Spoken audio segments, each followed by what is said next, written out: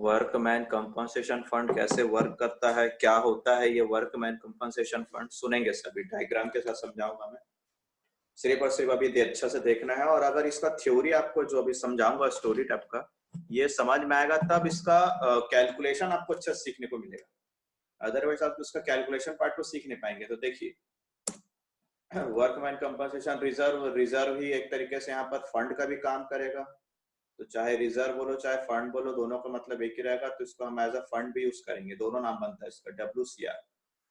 तो सबसे पहले एक फैक्ट्री की बात करते हैं। एक फैक्ट्री में बहुत सारे वर्कर्स लोग काम करते हैं। लेट सपोज कर लो ये BSP है और BSP के अंदर बहुत सारे वर्कर लोग हैं। छोटी मोटी फैक्ट्री नहीं, बहुत बड़ी फैक्ट्री है, बहुत सारे वर्कर वर्क करते हैं वहां पर। और जब इतने सारे वर्कर्स लोग वर्क करते हैं तो किसी ना किसी का एक्सीडेंट होना स्वाभाविक है। उस फैक्ट्री में किसी ना किसी का वर्क करते टाइम होता रहता है। कई बार सुनते रहते हैं आप लोग, गैस रिसाव हो जाता है कई बार, या फिर कोई कहीं से गिर जाता है, या फिर कुछ एक्सीडेंट हो जाता है ना। तो किसी ना किसी वर्कर का एक्सीडेंट हो गया और एक्सीडेंट होने के कारण वो हैंडीकैप्ड हो गया। कई बार मर भी जाते हैं लोग, है ना। तो हैंडीकैप्ड हो जाते हैं या फिर चोट लग जाती है, तो इसका जिम्मेदार कौन है? इसका जिम्मेदार वो फैक्ट्री, वो BSP या फिर वो फैक्ट्री वाला, वहां का ओनर।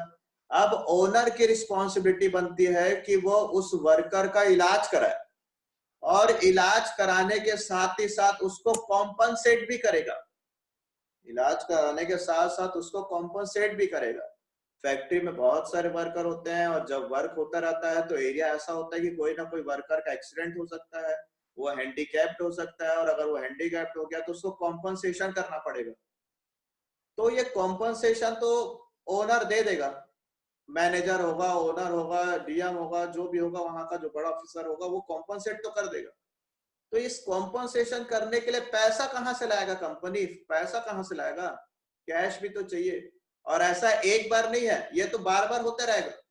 चलो पहली बार है, एक ही आदमी का एक्सीडेंट हो गया, इसके बाद दोबारा नहीं होगा, ऐसा भी नहीं बता सकते हम, है ना। इसका तो एक्सीडेंट ऐसे कई सारे लोग होंगे, हर बार कोई ना कोई, हर बार कोई ना कोई होगा।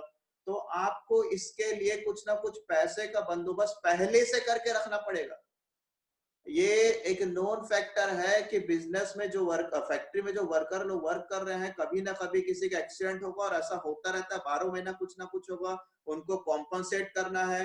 बार बार पैसा लेकर आते रहेंगे तो आपका प्रॉफिट डाउन हो जाएगा। आप यही थोड़ी ना काम करते रहेंगे कि कोई वर्कर का हाथ का टूट गया, उसको कॉम्पनसेट करो कॉम्पनसेट करो, तो आपका प्रॉफिट डाउन हो जाएगा।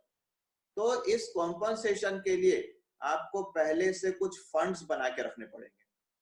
आपको एक बैग बना के रखना पड़ेगा जिसमें इन वर्कर लोगों के नाम से आपको पैसा जमा करके रखना पड़ेगा। वर्कर लोगों के लिए पैसा जमा करके रखना पड़ेगा कि कभी कोई वर्कर का कोई एक्सीडेंट हो गया तो सडनली उसको कॉम्पनसेट करना है, तो हम पैसा कहां से लाएंगे? तो ये फंड में से निकालेंगे और इनको दे देंगे, फंड में से निकालेंगे इनको पैसा देंगे, फंड में से निकालेंगे पैसा देंगे।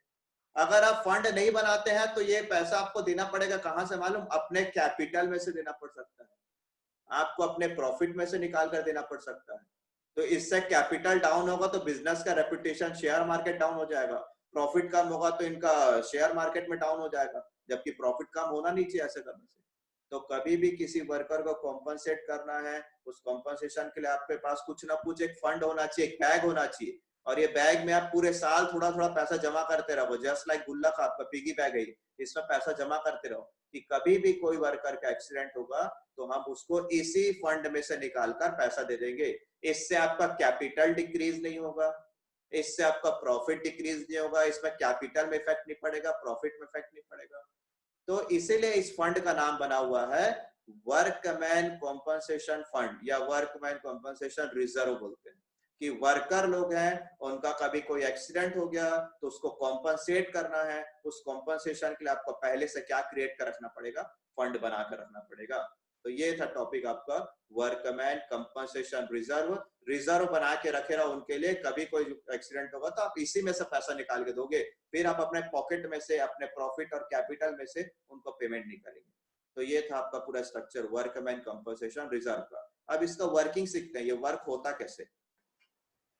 APC 4:3:2। इनके बाद they are new profit sharing ratio. A B C, इनका न्यू रेशो है 2:3:4, 2:3:4। ये है आपका न्यू रेशो, ये है आपका ओल्ड रेशो। अब आपको नीचे लिखा हुआ है WCR, WCR लायबिलिटी साइड में देखो दिखेगा आपको, WCR 90,000 का दिया है। ठीक है, अब यहां से चालू करेंगे अपन बनाना question. Case number 1, case number 1 बोलता है when no information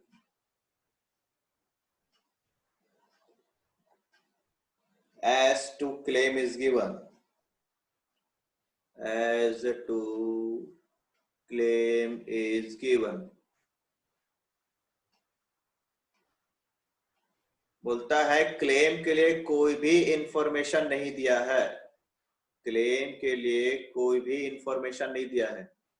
बताओ क्या करना है। आपके पास फंड में 90,000 रुपए बचा है, कोई इंफॉर्मेशन नहीं है क्लेम का, तो बताओ पार्टनर लोग कितना पैसा खाएंगे?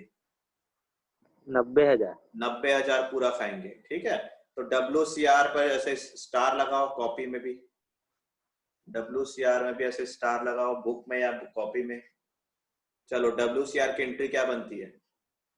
WCR अकाउंट डेबिट, कौन कौन खाएगा पैसा? To A's capital, to B's capital, to C's capital. कौन बता रहा है कौन से रेशो में जाएगा, ओल्ड रेशो में कि न्यू रेशो में? ओल्ड रेशो में। ओल्ड रेशो में। तो ओल्ड रेशो को देखो, कोई बांटने मत चल जाना, इसको जोड़ो कितना हो रहा है, 4 3 7 8 9 हो रहा है, 9, 4 3 7 8 9, 9 दिख रहा है और यहाँ भी 9 है, तो लगा दो सब में 0 0, 40,000, 30,000, 20,000। कोई बांटने की जरूरत नहीं, सीधा दिख जाएगा, बांटोगे तो भी ये आएगा, स्मार्ट है ये टॉपिक। 90,000 है, इनका टोटल भी 9 आ रहा है, ये भी 9 आ रहा है, तो बांट दो ना सीधा, 4 3 2 खत्म।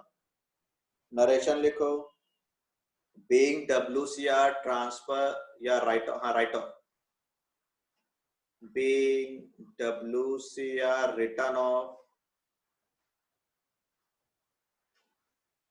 in a old ratio।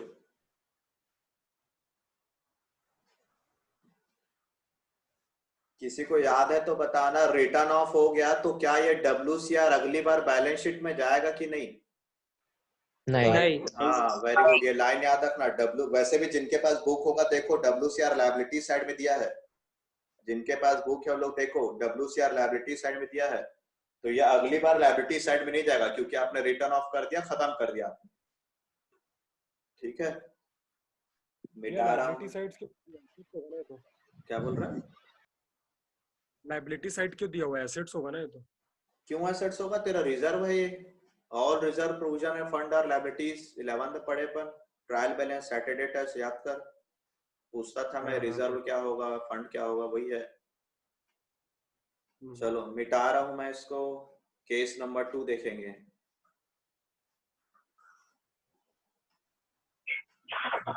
चलो जिनके पास बुक नहीं है केस नंबर 2 लिखना, यही क्वेश्चन में केस 2 है, बहुत सारा केस है। When there is no claim, लिखो, इसके पहले कंडीशन में when there is no information था, अब केस नंबर 2 बोलता है when there is no claim, कोई क्लेम नहीं है इनके पास। when there is no claim, बताओ चलो जब कोई क्लेम नहीं है तो कितना पैसा खाएंगे ए और बी और सी? 90,000। फिर 90,000 खाएंगे, राइट आंसर। बना दो वही आंसर फिर से, सेम है, सब आंसर मत लिख देना, लिखो एंट्री।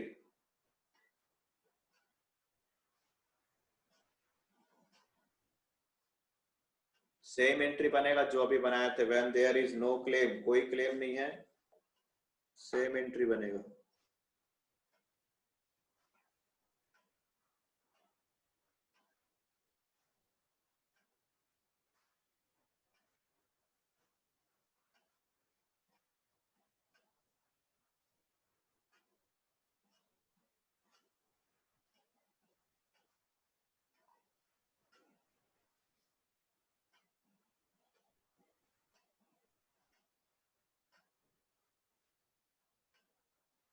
हो गया सबका? सेम एंट्री बनेगा। नो इंफॉर्मेशन में भी वही एंट्री बनता है, नो क्लेम में भी वही एंट्री बनता है। When a claim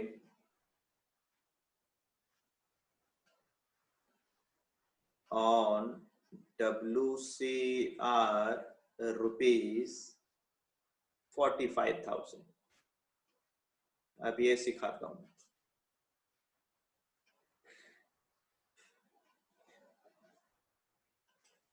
चलो जल्दी से लिख लो, जिनके पास बुक नहीं है और जिनके पास बुक है वो लोग लिख रहे हैं तो वो लोग भी लिख सकते हैं।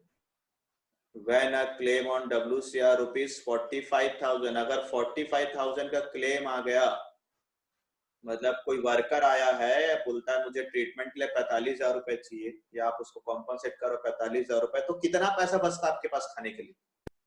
45 90 था अपने पास फंड में, 45 हमने क्लेम में दे दिया और 45 खाने को बचता है। तो देखो एंट्री कैसे लिखते हैं, मैं लिख रहा हूँ, बड़े ध्यान से देखना। पहले मत लिखो, पहले देखो कैसे लिख रहे हैं sir entry. WCR account debit, ये वाला पूरा 90,000 से, इसको तो हमेशा पूरा 90,000 से लाना ही है आपको। टू WC क्लेम, कितने का क्लेम आया? 45,000 का। पहले WCR डेबिट पूरा 90 से करना, फिर WC क्लेम आ जाएगा आपका 45,000 से। अब खाएंगे यहाँ पर, तो यहाँ पर आएगा 2A's capital, 2B's capital and 2C's capital. बोलो कितने हजार को डिस्ट्रीब्यूट करोगे? 90,000 को डिस्ट्रीब्यूट करोगे कि 45 को? 45। हाँ, क्योंकि 90 में से 45 तो कट गया, तो यहाँ 45 ही आना है। चलो 45, अब इनका टोटल करो, 4 3 7 8 9, 9 से डिवाइड करते हैं, 9 5 45, तो 5,000 बच रहा आपके पास। इस 5,000 का 4 से इंटू करो, 5 4 20, 5 3 15 एंड 5 2 10। ये टोटल इसका 45 है, तो उसको ऐसे शो नहीं करते। देख लो कैसे है। जब 45 का क्लेम आ गया तो 90,000 से पूरा डेबिट करें हैं सर, 45 से हमने क्लेम को क्रेडिट किया है, फिर बचा आपके पास 45, उस 45 को ओल्ड रेशो में बांट दिया है। नरेशन जैसे लिखते थे वैसे लिख देना, क्लेम को नोट करने की जरूरत नहीं, लिखना तो लिख सकते हो, नहीं भी लिखो चलेगा। किसी को बनाते टाइम डाउट रहेगा तो पूछना।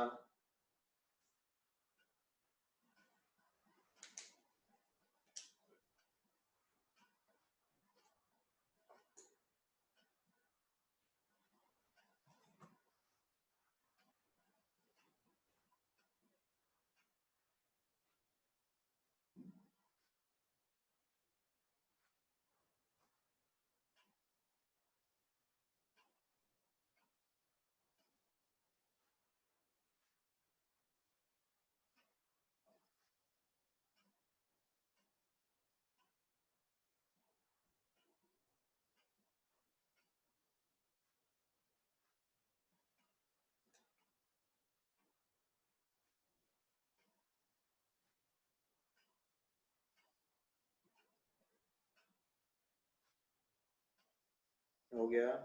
सर सारे केस में नरेशन सेम रहेगा? हाँ, ज्यादा उलझाओगे नरेशन को तो खुद भूल जाओगे। एट द एंड हम लोग कर वही रहे, WCR का राइट ऑफ कर रहे हैं ओल्ड रेशो में। कुछ लोग होता है क्लेम को डिनोट करते नहीं करते, वैसे भी 11 पढ़ लिया तो मालूम होगा, नरेशन का प्रेजेंस होना जरूरी है, करेक्ट हो या नहीं हो चल जाते, एंट्रीज ही चेक करते। चलो केस नंबर 4 लिख रहा हूं मैं। व्हेन क्लेम 99,000 का आ गया, क्लेम 99,000 का आ गया है, अब बड़ा दिक्कत है 99,000 का। बोलो क्या करेंगे, कितना खाएंगे ए बी और सी? कोई है? नहीं खाएंगे? किसी को समझ में आ रहा है क्या? कोई नहीं, बोल रहा है? ऐड करना पड़ेगा और ऊपर से घर से लाना पड़ेगा इनको, है ना, घर से लेकर आएंगे पैसा। तो जब घर से लाना पड़ता है तो कैसे एंट्री बनता है? देखो 2 एंट्री बनता है जब घर से लेकर आएंगे। केस नंबर 4 अभी नहीं लिखेंगे, सिर्फ अभी देखेंगे।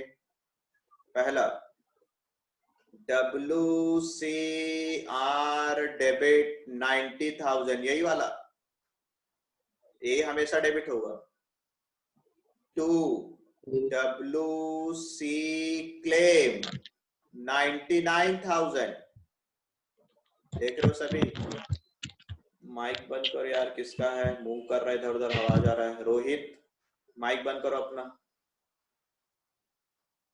हाँ, तो WCR डेबिट पूरा 90,000 से WC क्लेम आ गया 99,000, और सर डेबिट में कम पड़ रहा है। डेबिट में कम पड़ रहा है तो डेबिट में लिखते हैं रीवैल्यूएशन अकाउंट।